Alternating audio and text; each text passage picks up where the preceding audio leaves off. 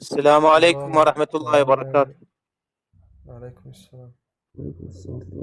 رب السلفية طوله 60 ذراع، رقم الرواية سلام 6227. سلام. رب السلفية يضحك ويرقص، رقم الرواية عليكم السلام ورحمة الله. 2826. رب السلفية يطق إصبع ويرقص، رب السلفية شاب أمرد جعد قطط.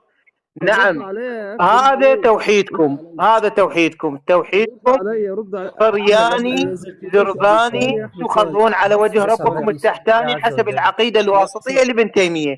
فأنتم تبروا من ربنا هذه عز العقيدة وجل القذرة اسمه الوسخة، اللي زي ده ما بيتحركش. تبروا من انا ما عندها. نزلتكاش على فكره، يلا احترم ان انا ما نزلتكاش، اسمع سؤالي.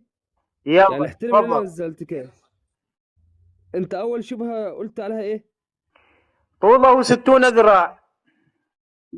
لا احد يقول ان الله طوله 60 ذراع. كيف؟ هاي شفت في بقى؟ البخاري، صحيح البخاري. تتبرأ من صحيح البخاري، رواية صحيح لا، البخاري؟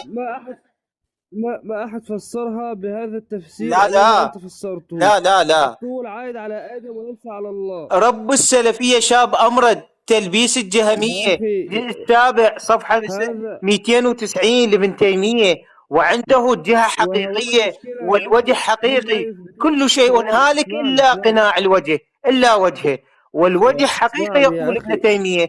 فأنت من خلينا في تدخل نقطه بس. التوالية تخرع على وجه ربك التحتاني حسب العقيدة الواسطية طيب لابن تيمية. وأما ربك تقول إنه التحتاني أتبرى من حسب هذه العقيدة العقيدة. الواسطية. تعال ابن 60 كلب، عايز تتهزأ من أولك لآخرك. طريت على وجه ربك التحتاني حسب العقيدة الواسطية لابن تيمية اليوم. يا من تخرون على وجه ربكم التحتاني كل يوم، يا أولاد زنا المعاشرة. حلس وملس. خريت على وجه امك، فسيت في وجه جدك، عملت بيبي في وش خالتك، اما